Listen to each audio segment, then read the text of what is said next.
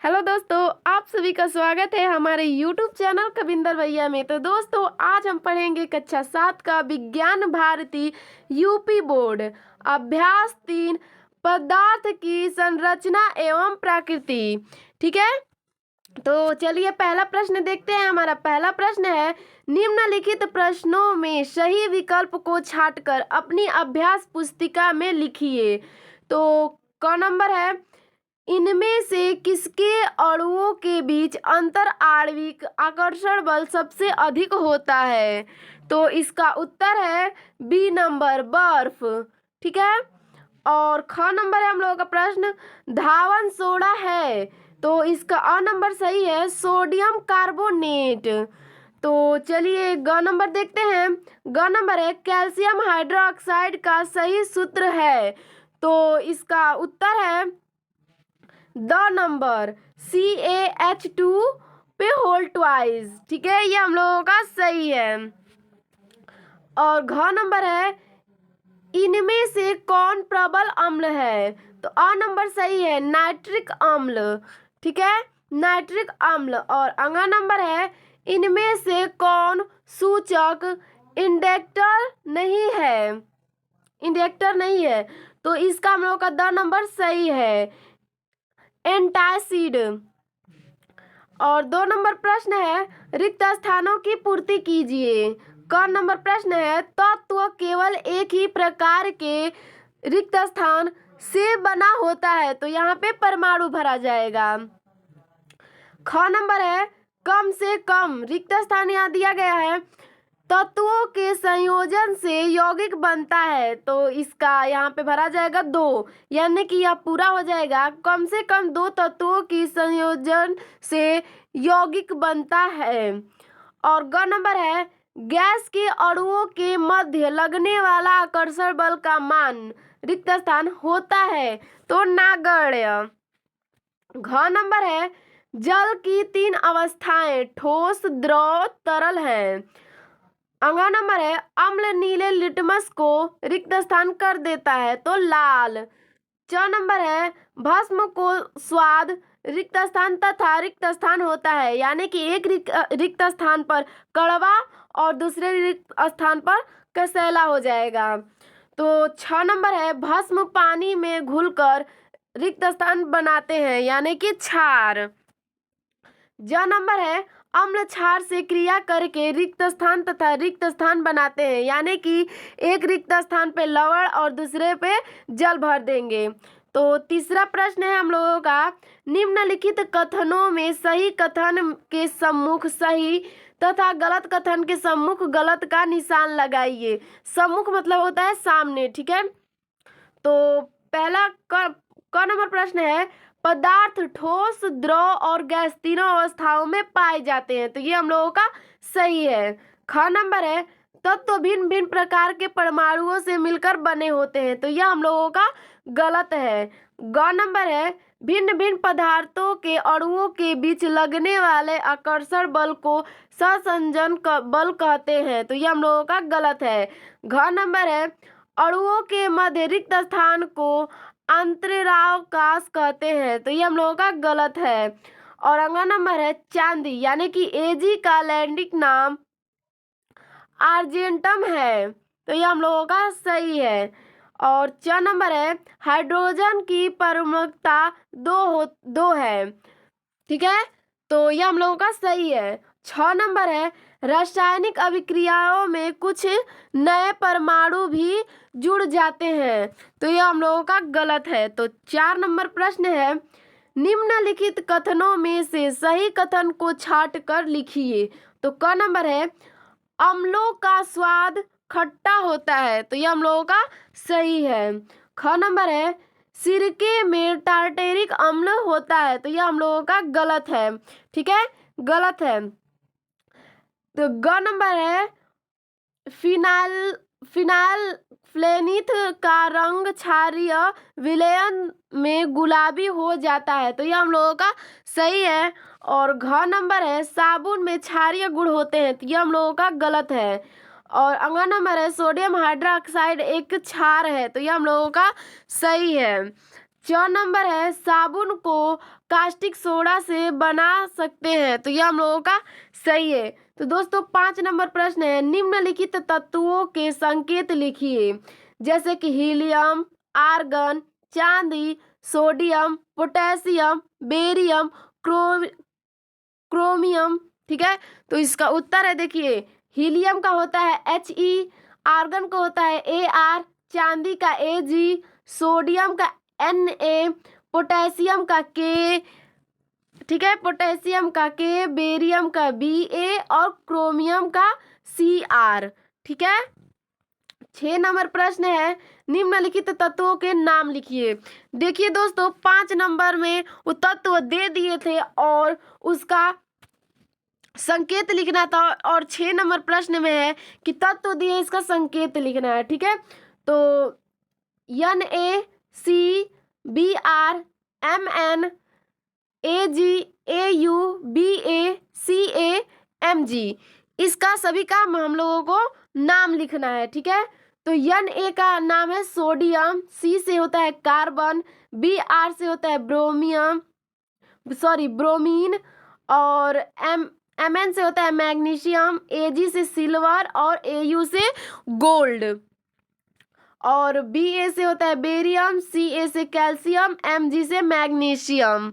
ठीक है, तो चलिए 7 नंबर प्रश्न देखते हैं। 7 नंबर प्रश्न है, निम्नलिखित यौगिकों में कौन कौन तत्व सम्मिलित हैं?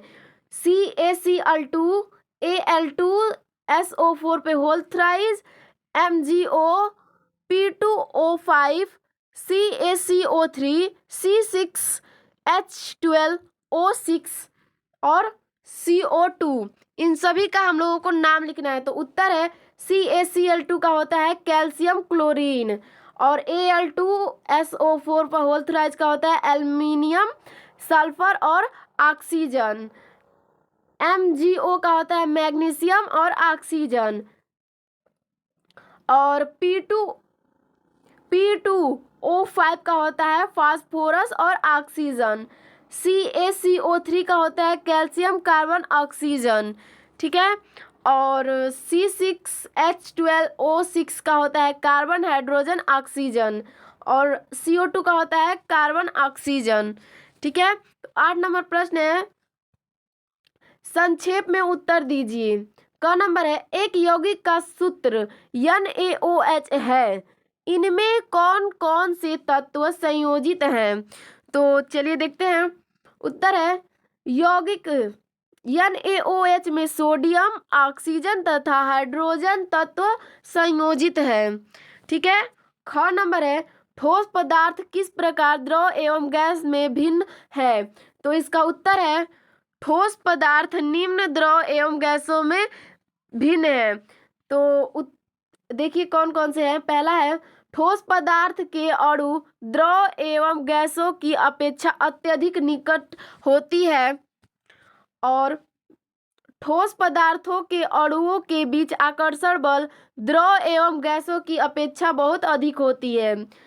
2 नंबर है, ठोस पदार्थों की आकृति एवं आयतन निश्चित होती है, जबकि द्रव पदार्थों की आकृति निश्चित नहीं होती है, आयतन निश्चित होती है, तथा गैस की न तो आकृति निश्चित होती है और न ही आयतन निश्चित होती है। तो दोस्तों इससे आप क्या समझे? तो देखिए ठोस का आकृति एवं आयतन निश्चित होता है, जबकि द्रव में आकृति निश्चित नहीं होता है और आयतन निश्चित होता है। ठीक है, और गैस में यह दोनों निश्चित नहीं होता है, क्या? तो आकृति और आयतन। ठीक है, तो ग नंबर प्रश्न है, रासायनिक तत्वों के प्रतीक उपयोग करने का क्या लाभ है?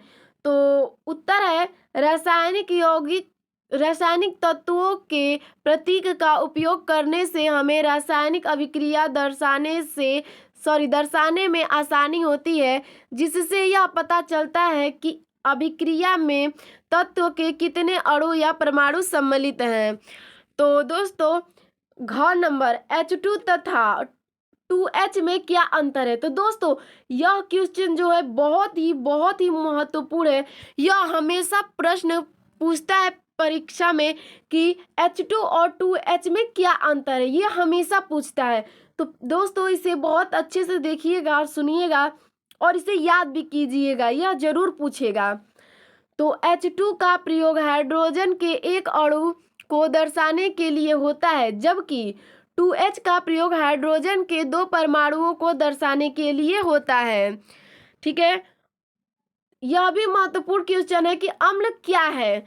तो अम्ल चलिए देखते क्या है। वह पदार्थ जो स्वाद में खट्टे होते हैं अम्ल कहलाते हैं। अम्ल वे यौगिक हैं जो कि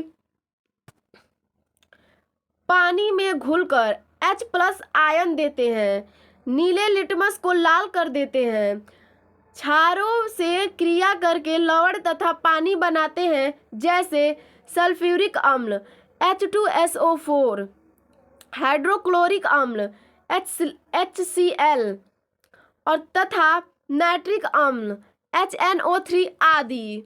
ठीक है, तो चलिए 4 नंबर देखते हैं। सूचक किसे कहते हैं? किन्हीं 2 सूचकों के नाम बताइए तथा अम्ल और क्षार का इन पर क्या प्रभाव पड़ता है लिखिए। तो इसका उत्तर है अम्ल एवं क्षारक की पहचान करने के लिए हम विशेष प्रकार के पदार्थों का उपयोग कर सकते हैं जो सूचक कहलाते हैं। इन सूचकों को अम्लीय या क्षारीय पदार्थों के विलय में मिलाने पर इनका रंग बदल जाता है। नीले तथा लाल रंग वाले लिटमस पत्र तथा गुड़हल की पंखुड़ियां प्राकृतिक रूप से पाए जाने वाले सूचक हैं।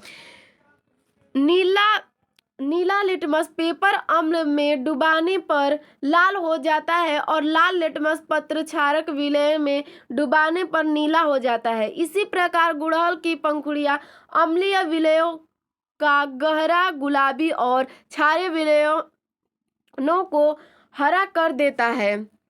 ठीक है, और 6 नंबर है प्रश्न। अम्ल और क्षार की पारस्परिक क्रिया द्वारा लवण तथा पानी का बनना कौन सी क्रिया है? तो उत्तर है अम्ल और क्षार की पारस्परिक क्रिया द्वारा लवण तथा पानी का बनना उदासीनीकरण क्रिया है। 9 नंबर प्रश्न है। निम्नलिखित में से अम्ल, क्षार एवं लवण की अलग अलग छांटकर लिखना है। तो दोस्तों आप देख सकते हैं इतने सारे हैं, इनको हमें बताना है कि इसमें कौन अम्ल, क्षार है और लवण है। तो देखिए पहला है का नंबर नींबू का रस, कास्टिक सोडा, बूझा चूना, कैल्शियम सल्फेट, सिरका, जिंक ऑक्साइड, नमक और इमली का रस। तो इसका उत्तर है देखिए पहले तो अम्ल कौन कौन से हैं? तो हमारे अम्ल है नींबू का रस, सिरका और इमली। ठीक है, और क्षार इसमें से कौन है? तो बूझा चूना और जिंक ऑक्साइड। और लवण कौन सा है? तो कास्टिक सोडा, कैल्शियम सल्फेट, नमक और मैग्नीशियम क्लोराइड। ठीक है, तो आज का हमारा 10 नंबर प्रश्न है। निम्नलिखित की क्रिया से क्या बनता है? तो देखिए इससे मतलब क्या बनता है हम लोग को बताना है। का नंबर है NaOH plus HCl dash NaCl बनता है। ठीक है, सोडियम क्लोराइड प्लस H2O यानी जल। ठीक है, NaCl प्लस H2O यानी कि सोडियम क्लोराइड प्लस जल बनता है। Na+Cl से क्या बनता है? तो NaCl यानी कि सोडियम क्लोराइड। तो दोस्तों यहाँ से हम लोगों का यह खत्म होता है। तो आप लोगों को यह वीडियो कैसा लगा हमें कमेंट में ज़रूर बताएं। अगर आप हमारे चैनल पे नए हैं तो हमारे चैनल को लाइक सब्सक्राइब जरूर करें। अगर आप इससे पिछले की वीडियो देखना चाहते हैं तो कविंदर भैया प्लेलिस्ट में जाकर देख सकते हैं। धन्यवाद।